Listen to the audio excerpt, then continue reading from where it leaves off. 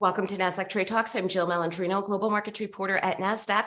Joining us for the segment, we have Tom Deitrich, CEO of Itron, to discuss how the adoption of Internet of Things will play a fundamental role in transforming the American power grid. Tom, it's great to have you with us. Welcome to Trade Talks. Thanks, Jill. Great to be here. You got it. What will the Infrastructure Act do to modernize the American power grid, and why is it so sorely needed?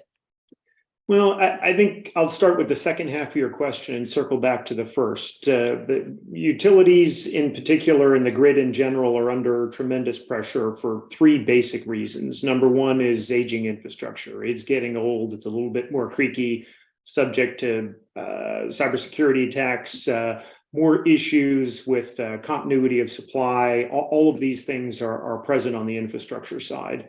The second has to do with environmental pressures, more floods and fires and storms and droughts and ice. You name it, it's happening somewhere on the planet, and any part of the country is subject to it. So how do you provide resilient service in the face of that kind of climate disruption and environmental pressure? And the third is our changing needs and desires as consumers. We all have a different service expectation as to how we deal with other things in our life. When you order from a delivery service, you know in real time where your goods are and when it'll be there, and oftentimes what the driver's name is and where they are in real time. You don't have that same close relationship with your utility provider and the grid in general. How do we make it part of a real service offering? Those are the three basic needs and pressures that are on utilities and the grid in general. The Infrastructure Act, whether you're talking about IIJA, Infrastructure and Jobs Act, investment, and IRA, the Inflation Reduction Act, all of those investments in the grid that are contained within those pieces of legislation are meant to modernize the grid, which really addresses those three buckets of problems that I outlined. How's the adoption of IoT, smart metering, and distribution automation technology playing a fundamental role in transforming the grid? Well, if you really look deeply at what it takes to solve and really address those three buckets of problems that I outlined, it is digitalization of the grid. It is making sure you've got visibility and control out at the edge of the grid. And that notion of IoT and distributed endpoints and integrating distributed energy resources, EVs or rooftop solar or batteries behind meters, all of those things are assets that can be used to improve the resiliency and reliability of the grid. But you can't do that unless you have connectivity and visibility what is out there, which is not the way the grid has traditionally been designed, but it is what that adoption of industrial IoT enables. Tom, what is the one challenge with the infrastructure bill when it comes to supporting much needed power grid infrastructure upgrades? I don't know that I could limit it to just one. There's a lot of choices you would have there. Maybe if I push the limits here, I'd give you two. Number one is, where do you start to eat the elephant? There are so many things that need to be done, from changing out generation to integrating more renewables into the generation side, more wind or solar, that sort of thing. How do you improve transmission to get power from a wind farm in the middle of the country to a city on the West Coast, as an example? And number three is the distribution grid. Getting power to the edge of the city is interesting, but you need to have it at the location that it is needed, where you plug in your EV. And you've got to invest in all three of those areas.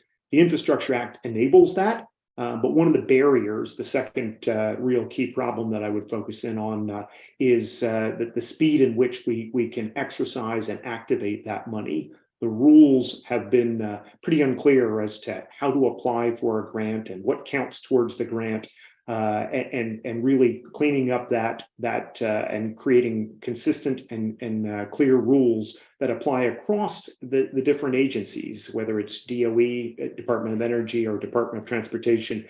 Today, things are a little bit unclear, and that gets in the way of the speed of implementation, which slows down the entire process. Tom, what do you think the reason is that we're in such dire need of repair on our infrastructure? Is it because it was neglected, or is it because the demand and the newer technologies and what we need in today's day and age just far outpaced any sort of maintenance or upgrading of the infrastructure? Was it more demand, or was it just neglect on that side?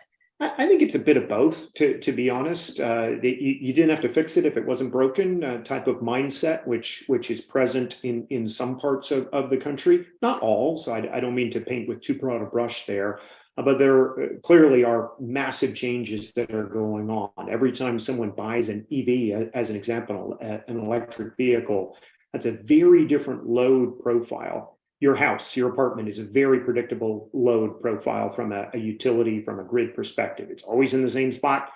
Your patterns as a user, okay, you go to sleep, there's not too much electricity draw, you wake up, there is some, you go to work, your apartment is empty. You can predict what that looks like. An EV is the equivalent of a small house that randomly roams around the town and occasionally plugs in and turns on.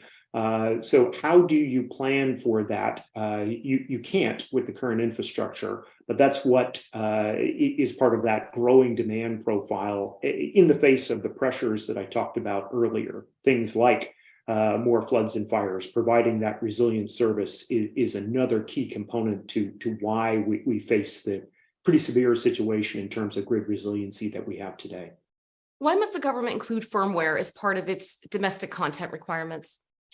Well, when you get to how the rules work for what you can get credit for in some of the programs, there's this notion of Buy America, which is a well-reasoned idea. Hey, we want to spur infrastructure investment in the U.S. We want to use U.S. jobs to be able to do that. As Itron, as an example, we have our largest factory in South Carolina. We employ 800 people. We very much want those jobs, as well as all the engineers that design the IoT technology that we deploy, to count towards those U.S. jobs in terms of how the Buy America rules for infrastructure grants is counted.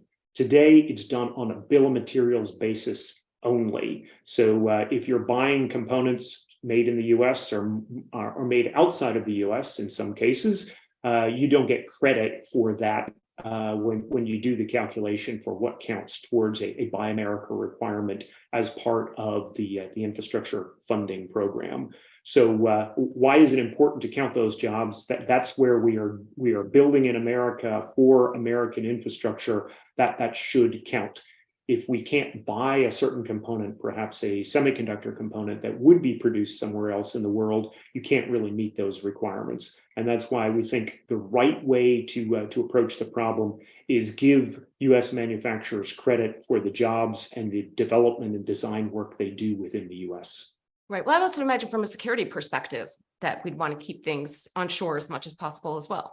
Certainly, from a cybersecurity perspective, that the software development are the keys to the kingdom, and having those jobs in the U.S. and again, giving manufacturers credit for it, I think is an important part of the calculus. All right, Tom, we appreciate the insight. Thanks for joining us on Trade Talks. I'm Jill Malandrino, Global Markets Reporter at Nasdaq. Thanks. Be well, Joe.